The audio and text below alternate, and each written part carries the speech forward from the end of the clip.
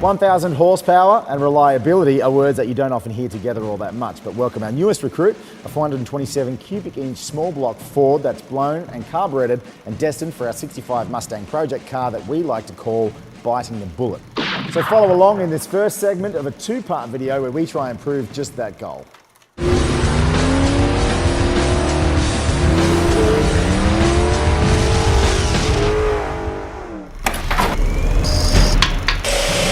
Okay, so we might be getting a little ahead of ourselves. Let's take a look at the project car this engine was designed for. It's called Biting the Bullet. Our quest with this project was to walk the fine line between all-out horsepower and the reliability needed to cruise the streets. Our 65 Mustang currently has an anemic 6-cylinder installed in it, but that's all about to change.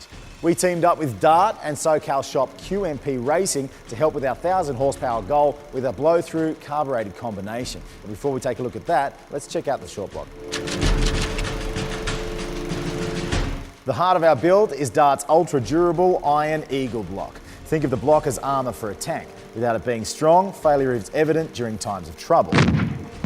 Dart offers this block 8.2, 9.2 and 9.5 inch deck heights. Going for maximum cubes, we selected a 9.5 deck in a 4.125 bore. Dart recommends a maximum bore of 4.165, though you might not want to go that big if it's a forced induction application. Reinforced head bolt bosses are blind tapped to prevent leaks, while extra thick decks prevent head gasket leaks. The block features Dart's proven priority main oiling system that feeds the main bearings before being pumped to the cam. This system also promotes better oil pressure and does not need a high pressure pump. The bottom end comes with a large journal, 351 Cleveland mains and splayed billet steel 4-bolt main caps.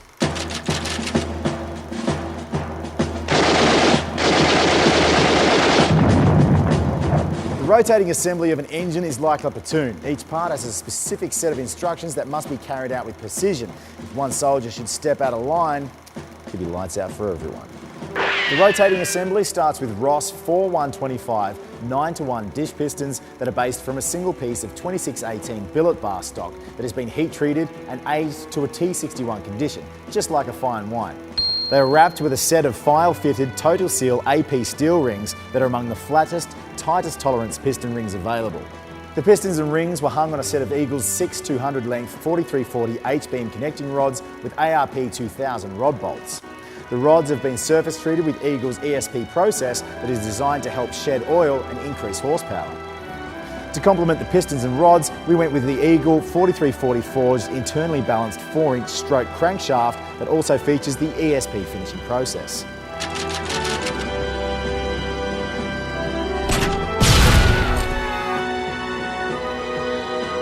Food, and in a lot of circumstances cigarettes, is what keeps soldiers functioning throughout a war, just like oil in an engine can keep parts lubricated and cool. A properly matched oiling system is crucial to an engine's survival. The Melling high volume standard pressure oil pump supplies the additional oil where we need to lubricate our Paxton supercharger while retaining standard pressure due to Dart's priority main oil feeding design. The bottom end is covered up with a Canton extra capacity front sump oil pan that is perfect for a street strip application and is secured with ARP fasteners. QMP machined a second key in our crank that was designed for our Innovators West Super Duty dampener. It's an all-new design that sports an upgraded blower hub and larger 3/8 inch hub bolts. Now that you have an idea of the parts that went into our engine, let's take a look at the machining that went into building this bad boy with our General in Command, Brad Lagman. Hey, I'm Brad Lagman, and I'm the owner of QMP Racing Engines.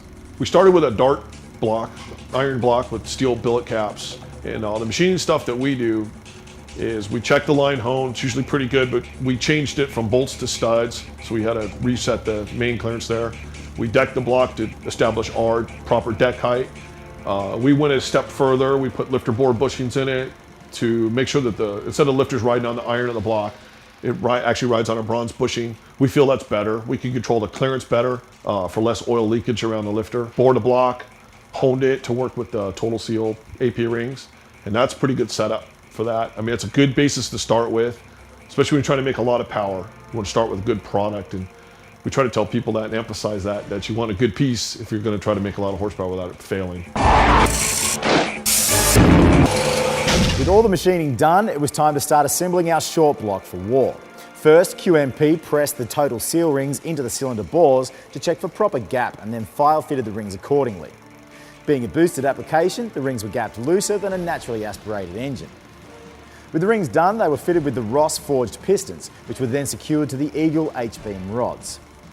The first piece that was installed into the block was the Dart coated cam bearings, which come with all of Dart's blocks. The main bearings were then installed on the crank bores and main caps. QMP then secured the forged Eagle crank with the ARP main stud kit that is specifically designed for Dart iron blocks. It was then checked for proper end play before the nuts were completely torqued. With the engine right side up, QMP fit the rod bearings and began to slide each of the hung Ross pistons and Eagle rods into the bores, which are attached on the other end to the Eagle crank.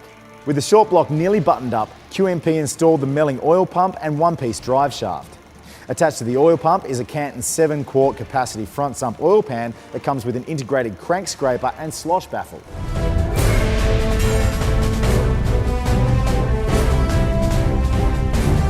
Well, there you have it. Our short block is shaping up to be a real trooper. On the next segment, we'll be finishing up the long block and then the grand finale, the engine dyno. Will we make 1,000 horsepower? Tune in to find out.